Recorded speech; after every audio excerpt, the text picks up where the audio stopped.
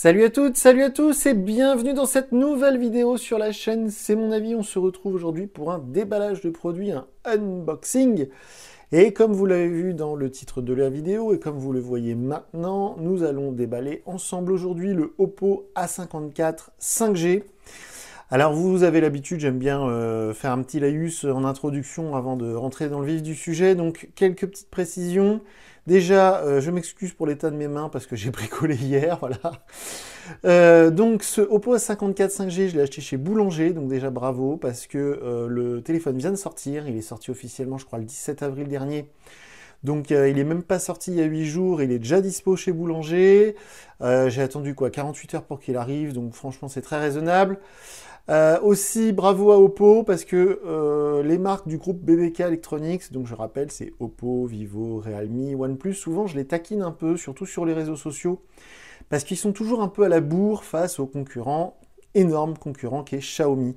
Donc en fait les modèles de chez Xiaomi sont toujours concurrencés par un modèle Oppo, Vivo, Realme, souvent même un modèle de chaque marque. Et le problème c'est que souvent ces modèles sont soit un peu plus chers, soit ils arrivent après. Et là, pour une fois, ce A54 5G, je vais revenir après, mais il concurrence le Redmi Note 10 5G qui va sortir d'ici quelques jours. Donc il est sorti avant, donc bravo Oppo pour une fois. Ils n'ont pas réagi, ils n'ont pas été réactifs, ils ont été proactifs, c'est-à-dire qu'ils ont réussi à sortir le modèle avant.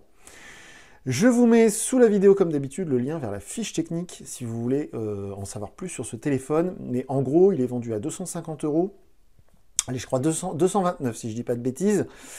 Et puis donc il est sorti là, je viens de le dire, il est proposé donc dans les 200, allez, entre 200 et 250 selon le site sur lequel vous allez l'acheter. Et c'est évidemment, comme on le voit, un téléphone 5G, c'est du téléphone, je dirais, entrée de gamme, parce qu'on n'est pas loin des 200 € quand même.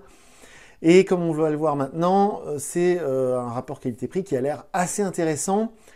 J'en finirai par cette introduction en disant que le concurrent direct, donc le Xiaomi Redmi Note 10 5G, qui va sortir dans les jours à venir, eh bien, il sera proposé normalement un peu moins cher. Donc c'est, voilà, comme d'habitude chez Xiaomi, voilà, on ne sait pas trop comment ils font. Apparemment, il y a du dumping social. Bon, bref, je ne sais pas trop c'est quoi leur truc, mais ils arrivent toujours à avoir un rapport qualité-prix très fort. Mais ce Oppo A54 5G, il a quand même des qualités à faire valoir et je trouve qu'il est intéressant. J'en saurai plus une fois que je l'aurai utilisé. Comme d'habitude, je viendrai vous dire en vidéo ce que j'ai pensé de ce téléphone parce qu'une fois le déballage fait, je vais mettre ma carte SIM, je vais mettre mes comptes, mes réseaux sociaux, je vais m'en servir à fond. Bref, on rentre dans le vif du sujet. Donc on voit ici le packaging qui est plutôt classique, blanc, assez cool. Je suis en train de faire plein de traces dessus, je suis désolé. Voilà, avec le petit Oppo ici en vernis sélectif. Là aussi, c'est du vernis sélectif. C'est plutôt chouette. Voilà, une boîte sympathique. Donc derrière, ils ont mis en avant le processeur Qualcomm Snapdragon 5G. La batterie de 5000 mAh. Donc ça, c'est voilà, on peut attendre légitimement une très forte autonomie. L'écran, c'est pas du OLED, c'est pas du AMOLED, c'est du IPS, mais il est rafraîchi 90 fois par seconde. Il y a un capteur photo de 48 mégapixels. Voilà, dans ces prix-là, c'est assez normal. Et puis, ils mettent en avant le fait que chez Oppo, ils ont le droit de mettre les Google Apps. Donc, quand ils mettent ça, c'est un petit clin d'œil à Huawei et Honor qui n'ont plus le droit de le faire. Donc là, comme sur le Oppo que j'ai déballé, le Oppo Find X3 Lite 5G que j'ai déballé il n'y a pas longtemps sur la chaîne, ça m'avait surpris, mais il y a une grosse étiquette avec tous les importateurs et leurs coordonnées. Bon, c'est un peu bizarre, mais c'est comme ça. On va le déballer tout de suite. Hop, c'est parti. Alors, voyons voir. Hop là. Je vous rappelle, si vous regardez cette vidéo et qu'on n'est pas encore le 1er mai, parce que cette vidéo va sortir le 23 ou 24 avril, si vous êtes intéressé en ce moment, sur mon compte Twitter, il y a un Xiaomi Mi 11 Lite à gagner, donc je vous encourage à aller voir mon compte Twitter, à vous abonner pour tenter de gagner ce téléphone. Alors, voyons voir. La petite cartonnette, elle veut pas venir. Si, ça y est, voilà, on va la mettre juste ici. Le téléphone en lui-même, on va s'y intéresser dans un instant. Alors, on est aux alentours de 200 grammes, on a 190 grammes. Et on est sur un format assez classique. Hop. Au niveau du reste de la boîte, qu'est-ce qu'on va avoir? Alors, c'est pas un chargeur rapide, parce que d'après ce que j'ai vu sur la fiche technique, il n'y a pas la charge rapide. On est limité à 18 watts, hein, donc c'est pas terrible. Donc le chargeur, l'adaptateur secteur vers USB, c'est un adaptateur, on va dire, classique. On va vérifier ça ensemble. Alors, voyons voir. Output 5 volts, 2 ampères, 10 watts. Ouais, donc c'est vraiment du classique. Hop. Donc avec une grosse batterie de 5000 mAh, je vais tester, mais je pense qu'il faut plus de 2 heures pour recharger la batterie. Le câble USB vers USB type C, du classique. Alors comme sur le Find X3 Lite 5G que j'ai testé il n'y a pas longtemps, il y a l'espèce de petits logos là, c'est embossé comme on dit, c'est plutôt joli, j'aime bien, ça fait joli. Donc le kit oreillette ici, voilà, l'oreillette classique, filaire, jack 3.5. Ce que je vais faire, c'est que je vais enlever ça et je vais mettre ça ici. Waouh, c'est beau. Dans la petite cartonnette ici, on va retrouver, comme d'habitude, chez quasiment tous les constructeurs chinois, et donc chez Oppo aussi. Pourquoi ça ne veut pas sortir? Voilà, on va retrouver donc une coque silicone offerte, voilà, qui est plutôt sympa. En plus, le trou pour la caméra est vraiment bien protégé. Donc voilà, une coque silicone. Hop. Qu'est-ce qu'on va avoir d'autre?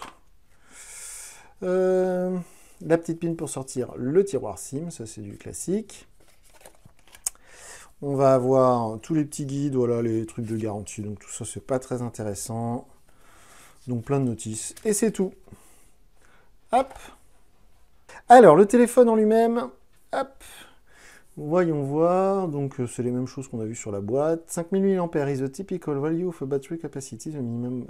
D'accord, ok. Ils nous disent que 5000 mAh c'est ce qu'il y a normalement, mais vu que ça dépend de la fabrication, parce que le lithium c'est quand même un élément assez dur à manipuler, à fabriquer, bah, du coup peut-être que, enfin ils disent que le minimum du minimum que vous aurez dans votre batterie c'est 4890 mAh. Voilà, hop.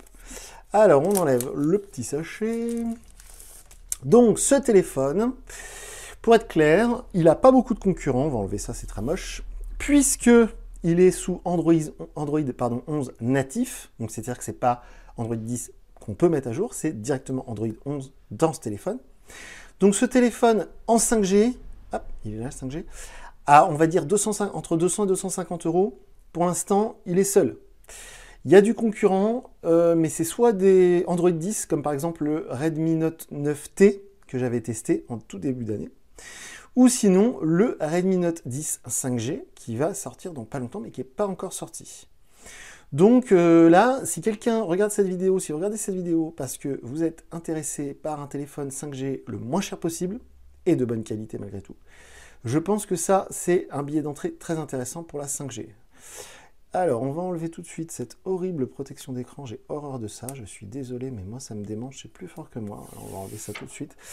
Alors, donc, du coup, le téléphone, comme vous voyez, il est très joli. Il est plein de reflets. Alors, officiellement, ils ont appelé ça violet. Oui, bon, c'est violet-bleu.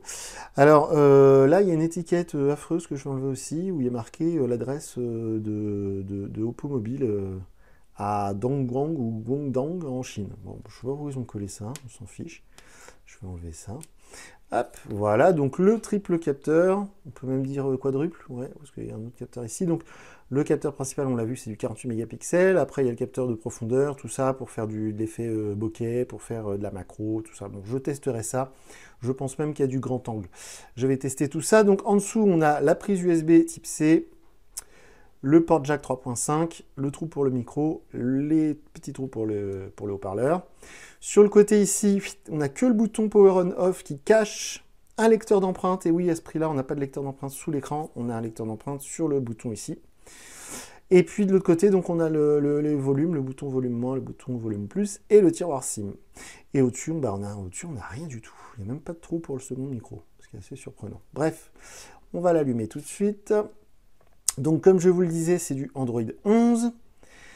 Alors j'ai cru voir sur la fiche technique que ce serait du Color OS 11. Oui, pourquoi pas. C'est ce que j'avais, je crois, sur le Oppo Find X3 Lite 5G que j'ai testé il n'y a pas longtemps. Il me semble que c'était Color OS 11. Donc pour celles et ceux qui ne le savent pas, chaque constructeur rajoute sa surcouche maison, on va dire, sur Android. Et donc là, chez Oppo, ça s'appelle Color OS. Dans le groupe BBK, vous avez donc chez le cousin Realme, je ne sais plus comment ça s'appelle, Realme UI je crois. Chez Vivo, il y a un autre truc qui s'appelle, je ne sais plus comment, Origin, enfin ils ont tous un petit nom. Alors, voyons voir. Hop. Et le gros concurrent, évidemment, Xiaomi, c'est MIUI. Mais comme je l'ai vu sur le Find X3 il n'y a pas longtemps, ce Color OS est drôlement bien fait. Ils ont bien progressé. Et on peut dire qu'ils sont revenus au niveau du concurrent. Alors, suivant. On va juste aller, comme d'habitude, sur la page d'accueil pour vous montrer à quoi ça ressemble. Tout ça, on s'en fiche, je le ferai plus tard. Voilà, les services Google, ok, d'accord. Alors, ça nous permet de voir qu'il y a des bordures d'écran assez importantes du fait que c'est du LCD. Sur un modèle à ce prix-là, c'est pas choquant. Voilà, donc Color OS 11, c'est confirmé. Voilà. Donc la bordure du bas est quand même vachement plus importante. Alors c'est rapide, par contre, le démarrage est très rapide, ça c'est bon signe. Il y a 4 Go de mémoire vive, 64 Go de stockage. Donc pour ces prix-là, c'est tout à fait classique.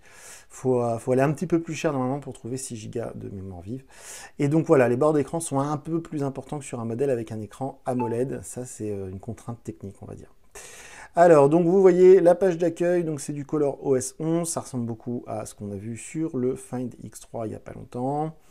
Donc normalement ça marche plutôt bien, voilà, ça ressemble beaucoup à ce qui se fait en ce moment.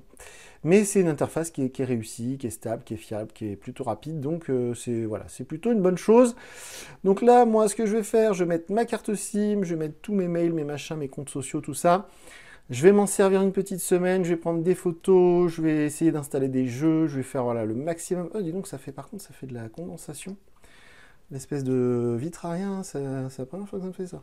Donc voilà, je vais m'en servir un max, et puis je viendrai vous dire en vidéo d'ici quelques jours ce que j'ai pensé de ce Oppo A54 5G. Si vous avez des questions, je vous encourage vivement à me rejoindre sur Twitter, comme ça je pourrai vous répondre en direct live. Et dernière précision, les commentaires sous la vidéo, les commentaires YouTube, ils sont ouverts, vous pouvez dire ce que vous voulez dedans, mais je ne les lis pas, donc je n'y répondrai pas. Waouh, c'est très beau, il est très beau, le format est bien, 190 grammes, voilà, c'est correct, c'est dans la norme, dans la moyenne, on va dire. Donc ça augure de bonnes performances, ça augure un téléphone plutôt réussi, j'ai l'impression.